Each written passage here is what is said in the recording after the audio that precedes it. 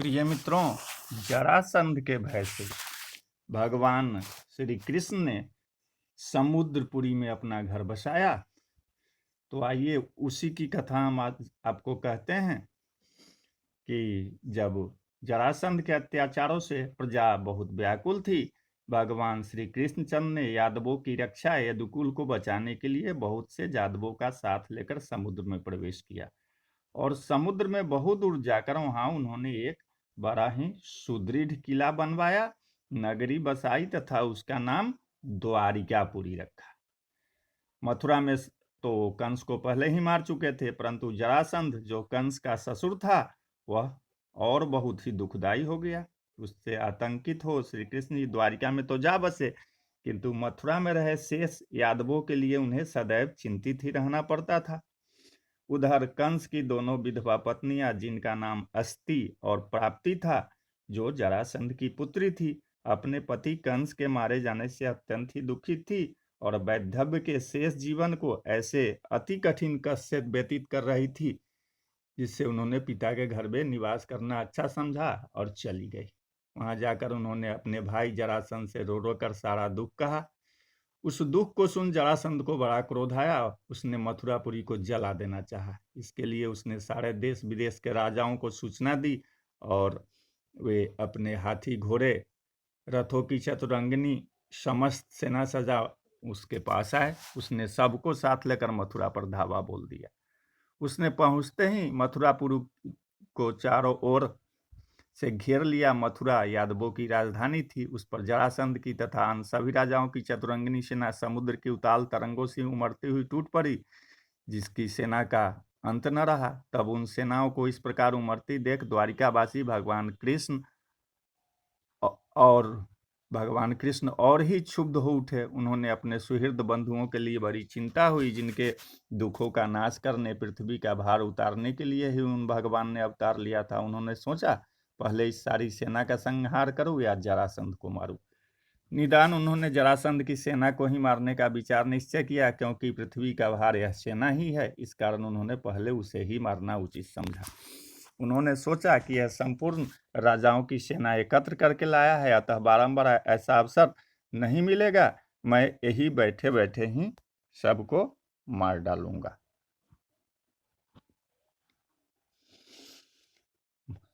एक एक को कहां कहां ढूंढता फिरूंगा, जबकि पृथ्वी का भार उतारने, सज्जनों की रक्षा करने तथा दुष्टों का विनाश करने के लिए ही मैंने अवतार लिया है। तब निश्चित होकर मुझे यह कर्म करना ही चाहिए। जब जब पृथ्वी पर अधर्म बढ़ता है, तब तब उसे नाश करने और धर्म की स्थापना करने को मैं अवतार लेता हूँ।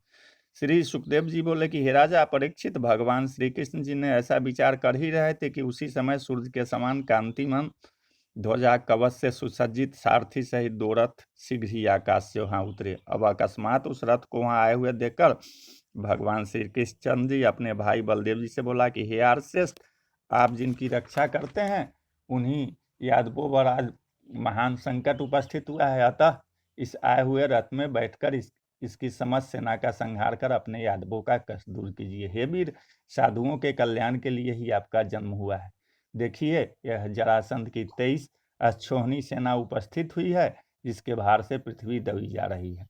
इसके भार को दूर कीजिए। हे राजन, भगवान श्री कृष्ण और बलदेव जी इस प्रकार विचार ही कर रहे थे, इतने में ही वह आकाश से उतरा हुआ रथ उनके पास आकर खड़ा हो गया। फिर तो कृष्ण बलराम दोनों भाई शीघ्र ही उस रथ पर जा बैठे और उसमें रखे हुए सुंदर कवच तथा अपने शस्त्रों को धारण कर थोड़ी सी सेना के साथ जरासंध से युद्ध करने के लिए शीघ्र ही मथुरापुरी के बाहर निकले। दारुक सारथी ने प्रचंड ध्वनि की, जिसे सुन जरासंध के सैनिकों का हृदय कंपित हो गया। इतने में जरासंध ने देखा कि श्री कृष्ण बलराम मुझसे युद्ध करने आए। तब तो अत्यंत ही क्रुद्ध होकर उनसे डपट कर बोला, हे अधम, तू मुझसे युद्ध करने क्या आया है? मैं तेरे जैसे छोकरे से क्या युद्ध करूं? क्योंकि तो युद्ध करते करते छिप जाता है, इसलिए मैं तुमसे युद्ध करना उचित नहीं समझता। फिर भी यदि तू युद्ध करना ही चाहता है तो ठहर, भागना नहीं।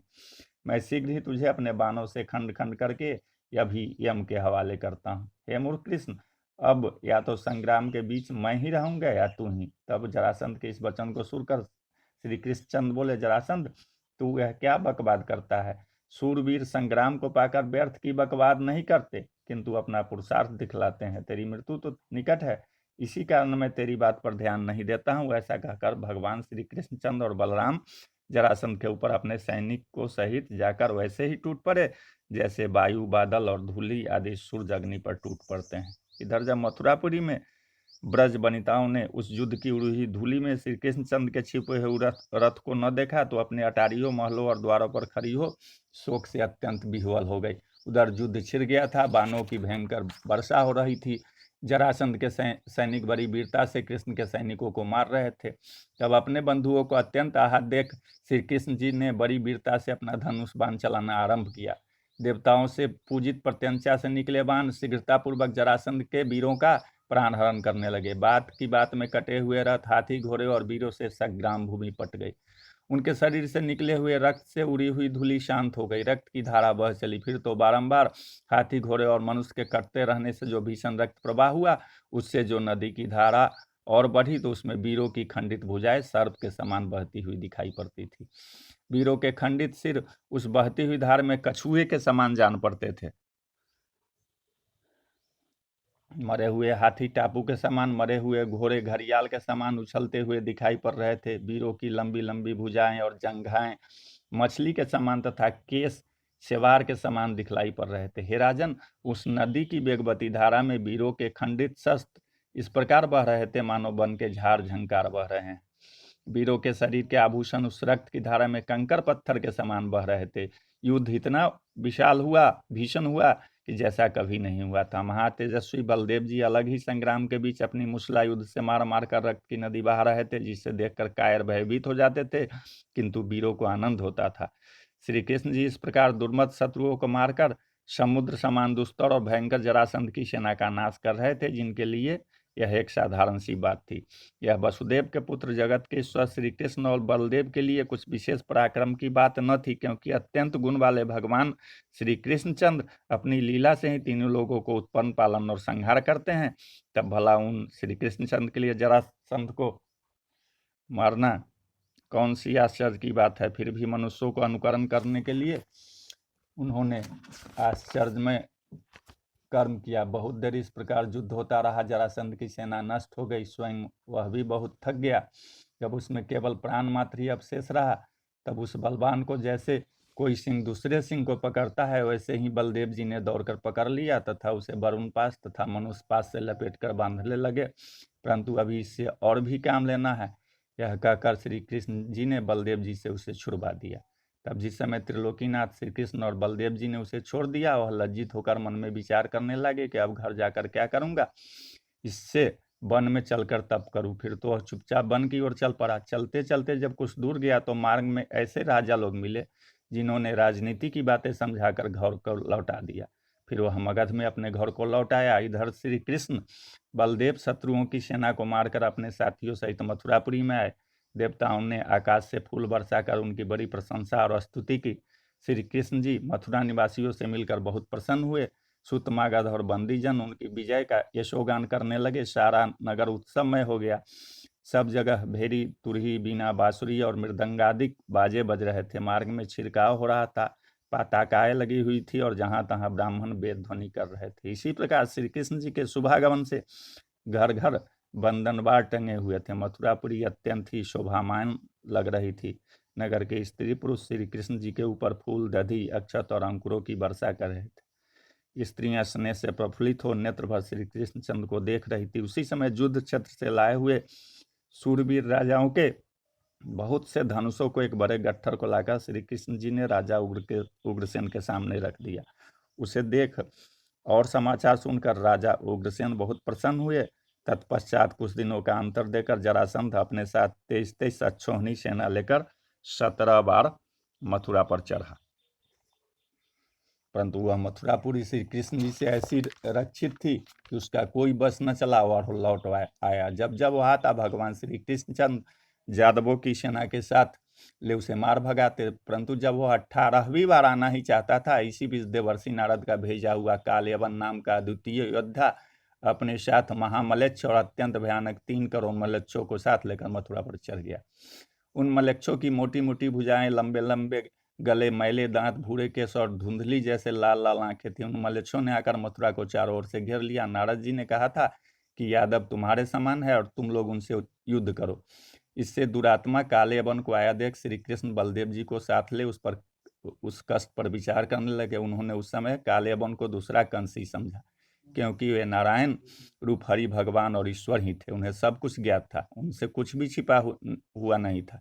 तथापि वे सब कुछ नर लीला कर रहे थे। उन्होंने बलराम जी से कहा कि हे भाई, यह काले वन तो बड़ा बली जान पड़ता है, इसने आकर हमको घेर भी लिया है। अब तो कल या परसों तक जरासंध भी अवश्य चढ़ जाएगा। यदि हम इससे इधर युद्ध आरंभ करते हैं तो उधर कहीं बीच में ही जरासंध न चढ़ावे, फिर तो यह हमारे सब भाई बंधुओं का संहार कर डालेगा, और यदि यह नीच न मरा तो हम सबको बांधकर अपने नगर ले जाएगा, क्योंकि वह बड़ा बलवान है। इसलिए अब ऐसा उपाय किया जाए कि जहाँ कोई मनुष्य न पहुँचे।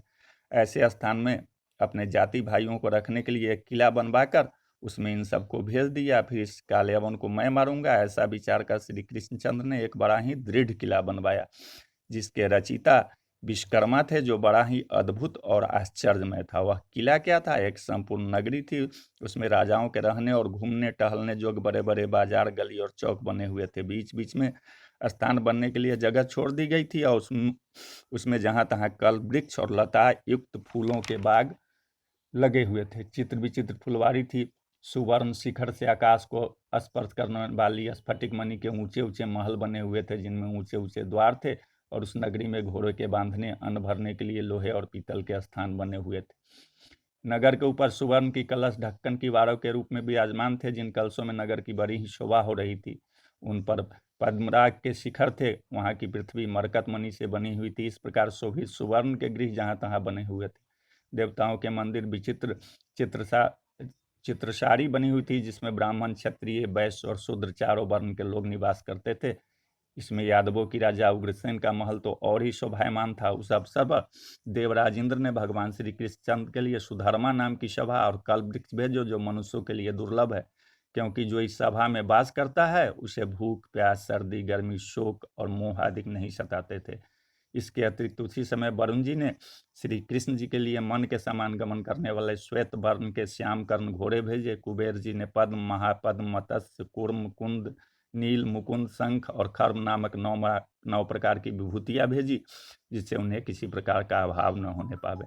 भगवान श्री कृष्ण ने अपने सब परिवार को वहां पर योग माया केवल से पहुंचाकर बलराम जी से सम्मति कर प्रजा की रक्षा के लिए केवल कमलों की माला पहने हुए बिना शस्त्र ही नगरी से बाहर निकले। तो बोलिए जय श्री कृष्ण।